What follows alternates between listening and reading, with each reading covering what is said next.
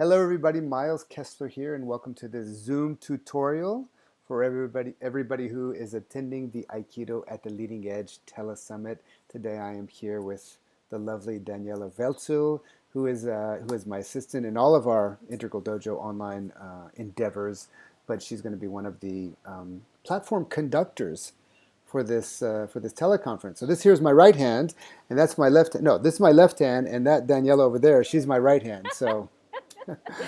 Any of your hands. Yeah, okay, great.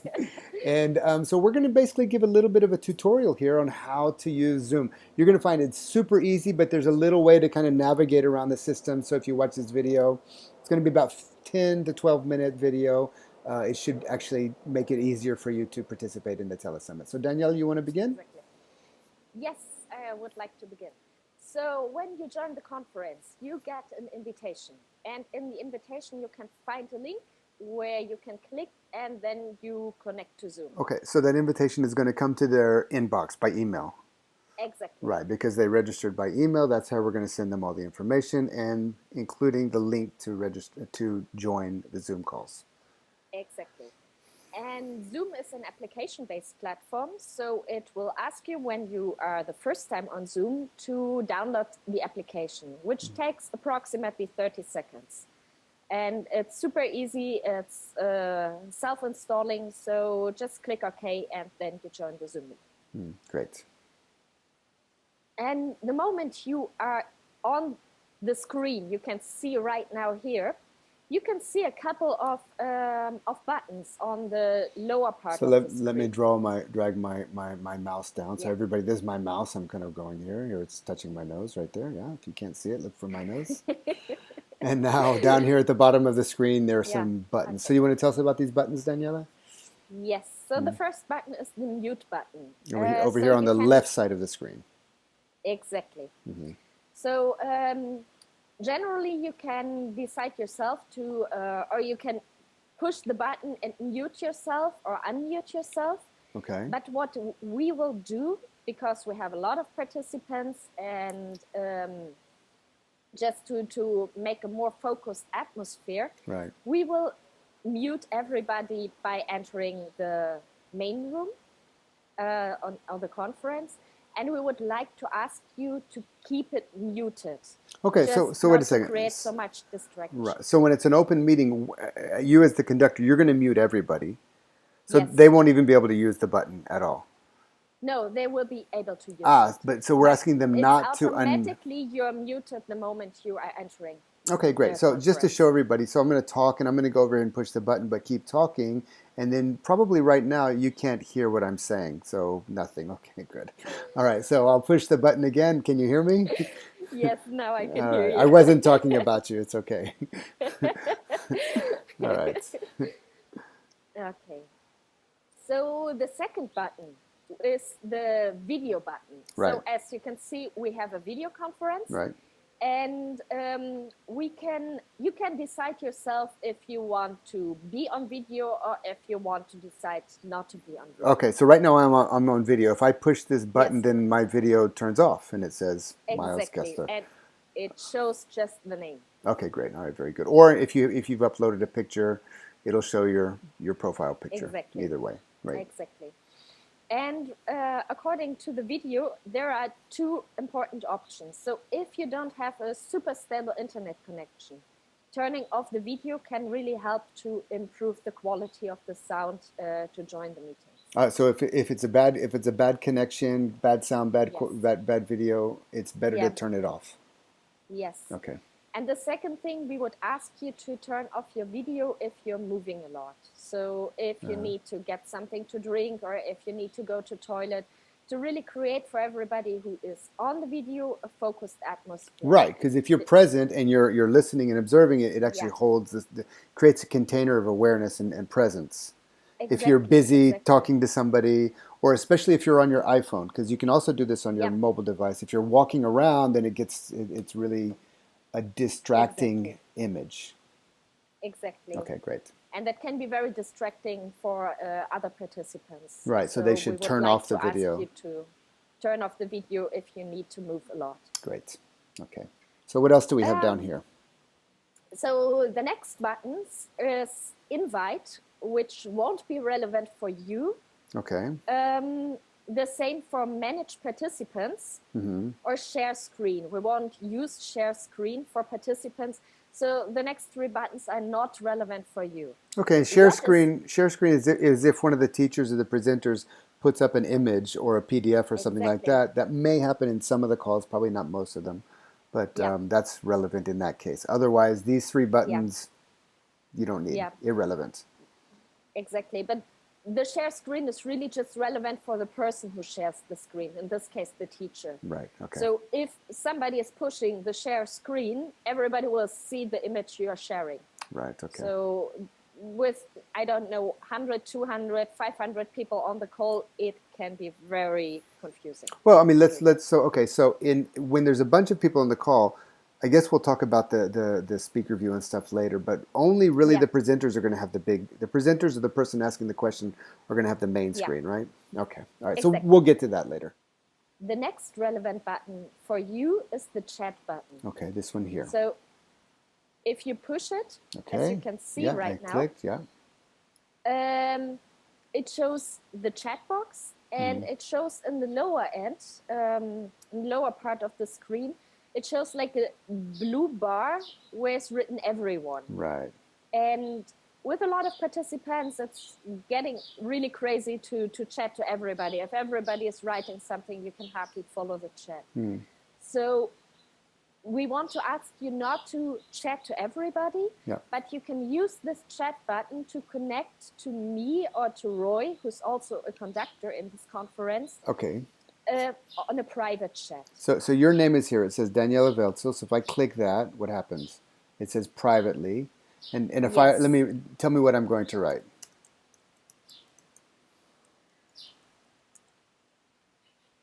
Hi, Daniela. Okay, very good. Great. Hi, Miles. So why would somebody do this chat? Why would they need it?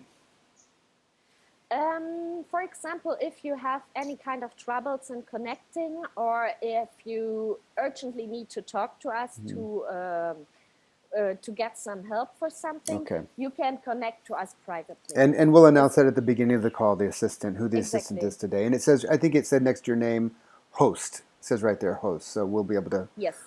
Whoever needs okay, great. If you need to contact a host, then that's how you do it. Exactly. So if you need to contact somebody specifically, and we will use it exclusively for the troubleshooting. So if you really have technical problems, and that's the way how you can connect to anybody who's responsible for the techniques. Okay, great. I said mainly me or Roy. Okay, so I said hi, Daniela. You answered hey. That's the answer right there. Yes. All right, great. So now I can close the chat window. Yes, you can close. I'll close the chat window, and I'm going to expand my screen back to the side. Okay, so that's that. That's it for the chat button. What else do we have here? You have the opportunity. So if you're going from the screen in the upper right corner, there you can see right now speaker view. Right. That's with you and me, the two screens here and here. No, that's what you can see right now is the gallery view. But the button shows the speaker view, and if you click on it, it will show you the speaker view. And since you're the speaker, I'm seeing your screen is big and my screen's small up at the top. Great. Exactly. So we would suggest, like, for the gallery view, you have everybody who's in the call you have on your screen. So now, I just clicked gallery view. It's just two screens. But if there's 50, there'll be 50. If there's more than 50? Then you have different pages where you can scroll through. You just swipe the page over like that. Maximum 50 pictures from people. Okay, and if there's under 50, there could be 10 or 5 or 20. It doesn't matter. But up to 50, then it'll be another page of 50 people or whatever. Exactly. Okay, great. But since most of the calls are discussions or teachers, we would suggest you to do the speaker view. So in the speaker view, you can see the person who is speaking in the big screen. Yeah. And you see in the upper part like 4 to 5 pictures from participants. So but not all of them. Okay, so right now there's your videos on the big screen. Mine's on the small screen. Yeah. If there were more speakers, they would be up here at the top like a roll of film. Exactly. Little windows. Okay, great. That's the speaker view. Now I'm back on the gallery. Automatically, whoever speaks will be on the big screen.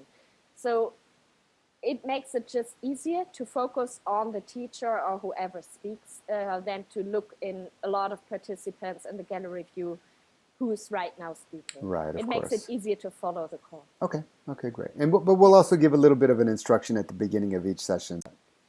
Exactly. So Anything that's else? kind of what is important for the buttons. What else do we have, Mats? What are important questions? That's a very, how. Okay, let me find my notes here. Maybe let's talk about the breakout groups. We didn't talk about Well, them. also your mobile device. We spoke about that. Yes. Yeah, calling in. Okay. No, not yet. All right. So basically, you can these calls are done by Zoom, which is free. Yes. You can call in on your telephone if it's a smartphone. You can also call in Yeah. Zoom. There's an app to download to use. It's Yeah. very easy. I can show it to you right here. I've already downloaded it. It's Exactly. there. Oop, can you see that? I don't know. There it is down there. It's this one here. If I open it, I turned off my phone. So anyways, that's how, let the screen adjust. That's how you join a meeting. You just push the button there and it'll let you join. Yeah. But you can also dial in off of your regular numbers or off of a landline. Yes. You have, as Mats already said, you can dial in from your mobile via the app. But it's important to note that the app is a little bit limited in the way of using Zoom. So there you don't have the gallery view available, and you can also not raise your hand, but you can participate in the breakout groups. So okay, so they can use it, but it's limited only to sound and speech. No, in the breakout groups, it's also the video, but just the speaker video. So you basically just see the speaker, whoever is speaking, and your own picture. That's if they use the Zoom app. That's when they use the Zoom app. Okay, exactly. Good. And if they call in? If they call in, because in the email they're going to get a link, but they'll also get a telephone number that they can call. Exactly, and that will be a landline from the States. Well, wait a second. It can also be your cell phone. It's not only a landline. It's your cell phone or from landline. Yes, but the number which they call is from the landline. It's a landline, so that's important for the costs. It's not a toll-free number, so you have to pay whatever you need to pay for a landline call into the States. Okay, so that will, if you're in the United States, it might be a toll-free call for you, depending on where you're at. If you're abroad, it depends. It basically depends on your phone plan, whether it costs money. So the best is still to do. You can call in, no problem, if you've got free calls. Otherwise, you can just get online and work that way. Yeah.